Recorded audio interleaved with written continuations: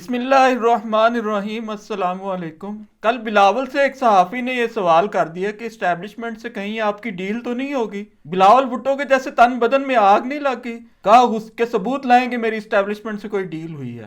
غصہ انہیں اس طرح آیا جیسے اسٹیبلشمنٹ سے کبھی پیپلز پارٹی نے ڈیل کی ہی نہیں۔ پی ڈی ایم کے سربراہ مولانا فضل الرحمان نے خود مانا ہے کہ عمران خان کے خلاف تحریک عدم اعتماد جنرل باجوہ کے کہنے پر لائی گئی۔ انہوں نے ہی ہر پارٹی کو بتایا کہ کس نے کیا کرنا ہے۔ اس سے بڑی شہادت اور کیا ہو سکتی ہے؟ پیپلز پارٹی یوں تو خود کو آئین کی سب سے بڑی محافظ قرار دیتی ہے، اس آئین کی جو ذوالفقار علی بھٹو نے بنایا تھا۔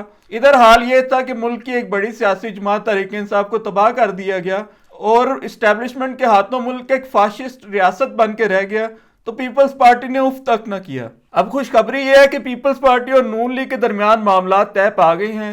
شہباز شریف وزیر اعظم اور زرداری صدر، اسپیکر نون لیگ کا، سینٹ کا چیئرمین پیپلز پارٹی کا۔ مرکز کی طرح بلوچستان میں بھی اتحادی حکومت ہوگی۔ بلاول نے امید ظاہر کی کہ اس خبر سے سٹاک ایکسچینج میں بھی بہتری ہوگی۔ یہ دراصل پی ڈی ایم پارٹ 2 کی حکومت ہے۔ انتخابات کے بعد آرمی چیف نے ایک قومی حکومت کی طرف اشارہ کیا تھا، یہ دراصل وہی ٹوٹی پھوٹی قومی حکومت ہے۔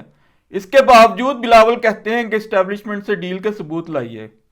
عوام شہباز شریف کی پی ڈی ایم اول والی خوفناک وزارت عظمیٰ ابھی تک بھولے نہیں۔ تجزیہ کار عمران ریاض خان بار بار یہ کہہ رہے ہیں کہ تحریک انصاف کی طرف سے ایک بہت بڑا سرپرائز آنے والا ہے۔ عمر ایوب اور گوہر علی خان جیسے تحریک انصاف کے لیڈر خود کہتے رہے ہیں کہ ان کے پاس نمبرز پورے ہیں اور تحریک انصاف حکومت بنائے گی۔ اب دیکھنا یہ ہے کہ کس بنیاد پر وہ اتنا بڑا دعویٰ کرتے رہے ہیں۔ میں یہ محسوس کرتا ہوں کہ شہباز شریف اور زرداری یہ حکومت بنا تو سکتے ہیں، چلا نہیں سکتے۔ کسی صورت یہ حکومت چلنے والی نہیں، اور وہ بھی اس سیاسی عدم استحکام میں کہ الیکشن جیتنے کے باوجود عمران خان کو جیل میں رکھا جائے۔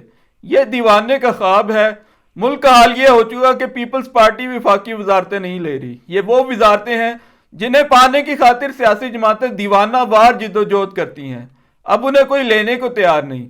ادھر دوسری طرف صورتحال یہ ہے کہ وفاقی حکومت میں شمولیت کے لیے ایم کیو ایم نے 3 مطالبات نون لیگ کے سامنے رکھ دیے ہیں۔ نمبر 1، این ایف سی ایوارڈ کی رقم صوبوں کی بجائے مقامی حکومتوں کو براہ راست دی جائے۔ نمبر 2، مطالبہ یہ ہے مقامی حکومتوں کا تسلسل ہونا چاہیے، جہاں نہ ہو وہاں عام انتخابات کو روکا جائے۔ 3، ملک بھر میں کوٹا سسٹم پر عمل درآمد یقینی بنایا جائے۔ یعنی صورتحال یہ ہے کہ ایم کیو ایم کی صورت میں جو پارٹی اسٹیبلشمنٹ کی سپورٹ سے جماعت اسلامی کے حقیقی مینڈیٹ کے خلاف دھاندلی کر کے جتوائی گئی، وہ اپنی شرائط پیش کر رہی ہے کہ ہماری شرطیں پوری ہوں گی تو ہم حکومت میں شامل ہوں گے، اور نون لیگ جو کہ مقامی حکومتوں کو اختیارات دینے پر یقین ہی نہیں رکھتی، وہ ایم کیو ایم کے ان مطالبات کو تسلیم کرے۔ جیتی نون لیگ بھی اسٹیبلشمنٹ کی مدد سے ہی ہے۔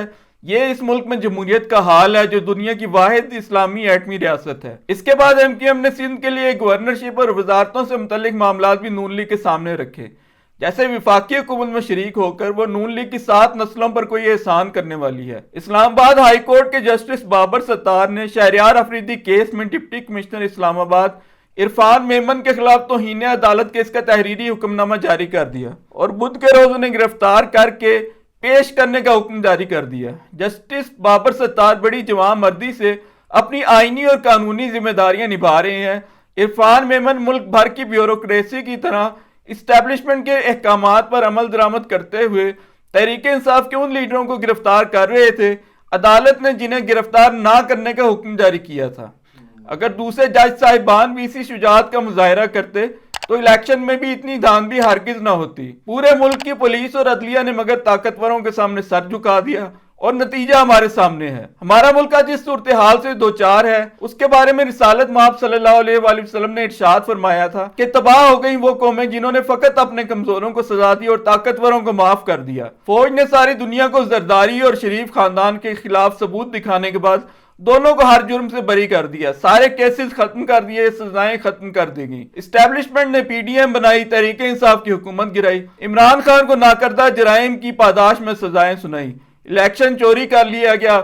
اسحاق ڈار جیسے لوگ جو کل تک اشتہاری تھے وہ اب وزیر بنیں گے۔ قرآن کہتا ہے تمہارے لیے قصاص میں زندگی رکھی گئی ہے اے اہل دانش، جرم کرنے والے کو سزا ملے گی تو معاشرہ باقی رہے گا، مجرم پہ رحم کھایا جائے گا، مجرم کو سزا نہیں ملے گی تو معاشرہ باقی نہیں رہ سکتا۔ اب آپ بتائیں کہ یہ ملک کس طرح باقی رہے اور کس طرح خوشحالی کی منزل تک پہنچے۔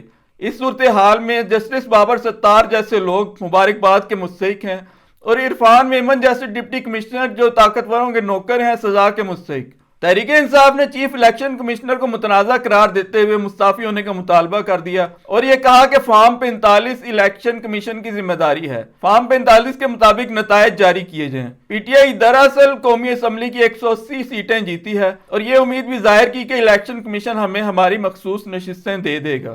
صدر عارف الوی بڑے تیز و تند بیانات دینے لگے ہیں، انہیں جمہوریت کے اصول اور قواعد یاد آ رہے ہیں۔ عمران اسماعیل کو تحریک انصاف چھوڑنے پر پچھتاوا ہونے لگا ہے۔